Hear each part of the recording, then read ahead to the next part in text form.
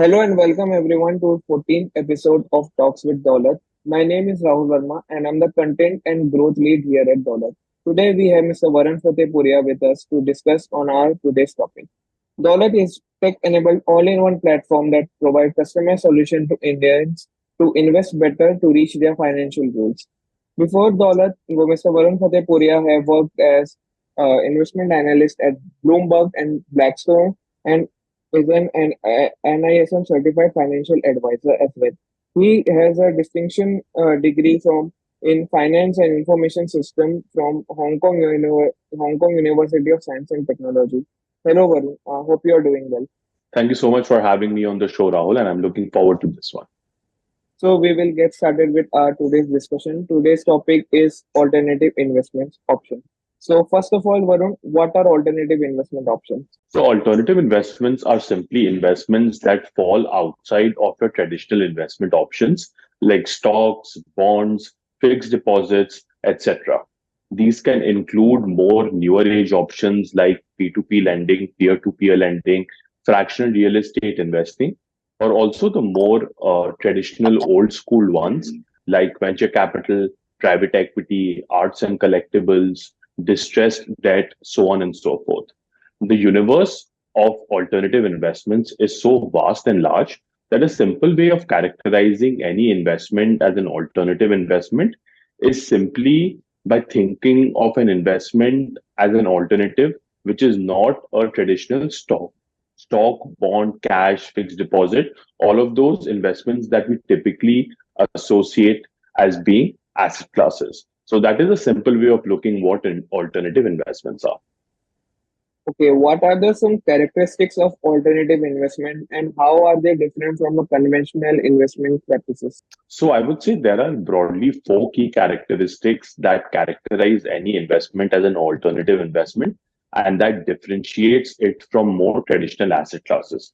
Number one is the low correlation that it has with the stock and the bond market. Most of the alternative asset classes that you see available today out there in the market would not move in tandem with the happenings in the stock and the bond market. And the reason for that is, let's say, there is no constant pricing that is available for an asset class like an alternative asset class like venture capital or private debt or real estate, right? Just like how stocks and bonds are traded hundreds and thousands times of a day by different investors, whether that's an individual investor or an institutional investor, there is no constant changing of hands in an alternative investment. And that is also because there is no concept of a daily pricing that you are typically used to seeing in a stock or a bond investment. Sometimes the only reference point for a pricing could really be the last price it was paid for a buyer or an investor, or even for that matter, a comparable pricing in the public markets. Number three, I would say these investments typically tend to have a less amount of public disclosure. So what you would be used to seeing the amount of information that is available out there in the market about stocks and bonds, where it is mandated by regulations for all the companies and the issuers to timely disclose financial statements, informations, disclosures from time to time. There is no amount of, I would say, a same level of regulation that is applied to alternative investments. And number two, these investments typically tend to be a bit illiquid compared to other asset classes. Again, stocks and bonds are something that you can easily trade pretty much on a daily basis. But let's say when you would like to sell an alternative asset, that is something that can be a bit tricky. So these are the 3 to 4 characteristics I would say that you need to keep in mind, or something that really differentiates alternative investing from traditional investing. Why should one invest in alternative investment option if they have conventional investment practices? So one of the biggest reasons of investing in alternative assets tends to be the diversification benefits that it provides to an investor's overall financial portfolio.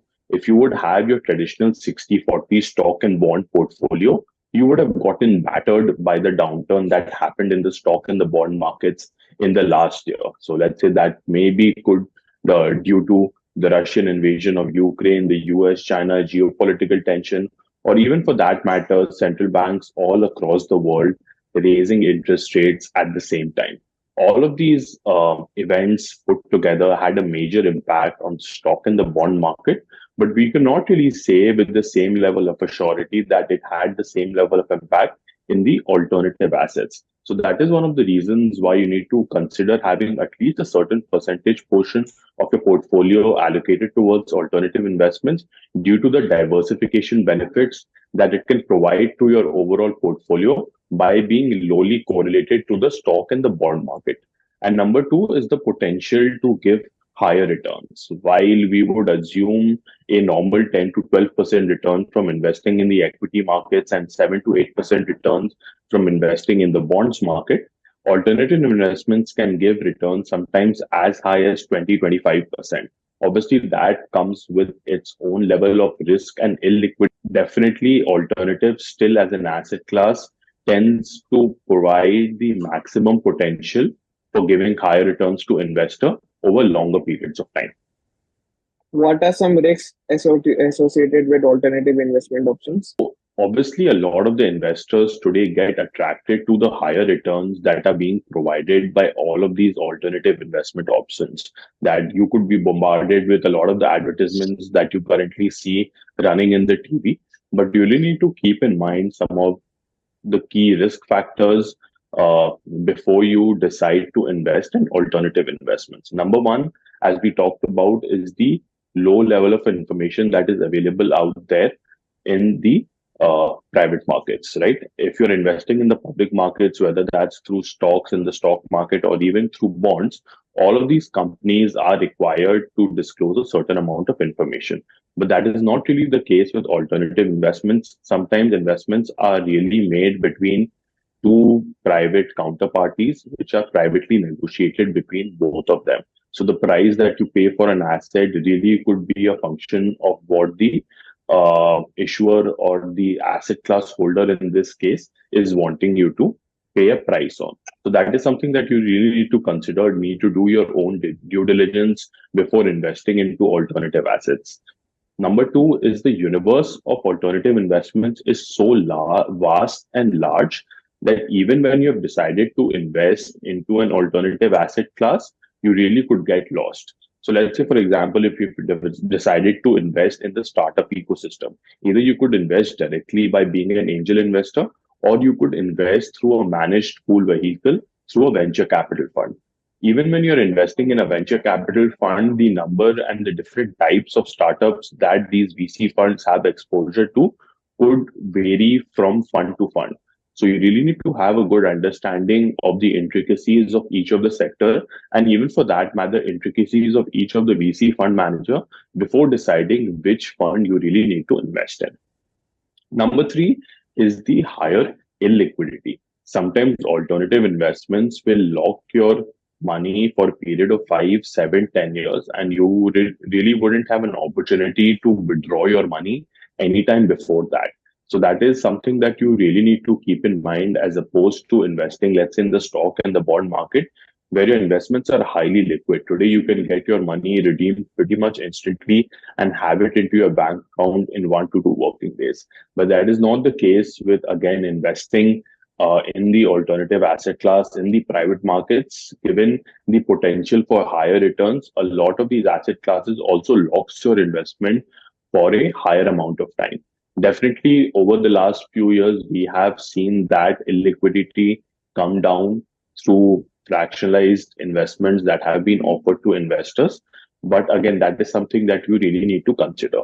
And number four is the higher ticket sizes. Again, typically alternative asset classes still as it stands today are more targeted towards HNIs and family offices and big institutional investors, since these investment options are definitely higher risk and involves definitely a higher amount of money.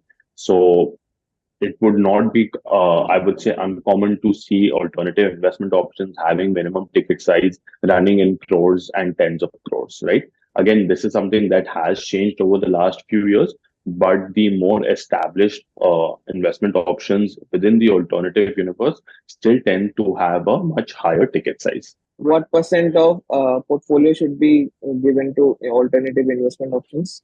So again, this is something that a lot of the investors need to keep in mind and ask themselves what percentage of their overall portfolio should they allocate towards alternative investments. So typically, we have seen HNIs and family office allocate anywhere between 10 to 15%, as high as 40% in alternative asset classes, given the muted returns that was at least being provided in the bond markets over the last couple of years, right?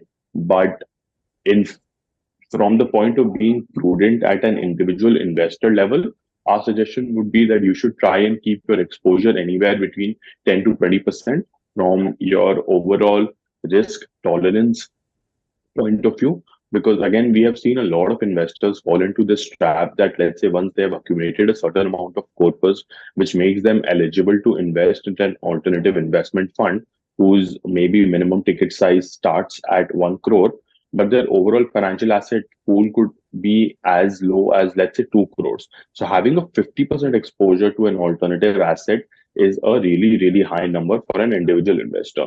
So try to look at alternative investments from your overall risk profiling point of view, from your overall financial asset pool point of view, and try to allocate anywhere between 10 to 15% at best. I think you need to keep in mind the downside that is there from investing in these assets, and do not just get, I would say, attracted to the higher returns that are being shown to you in presentations and all of those things.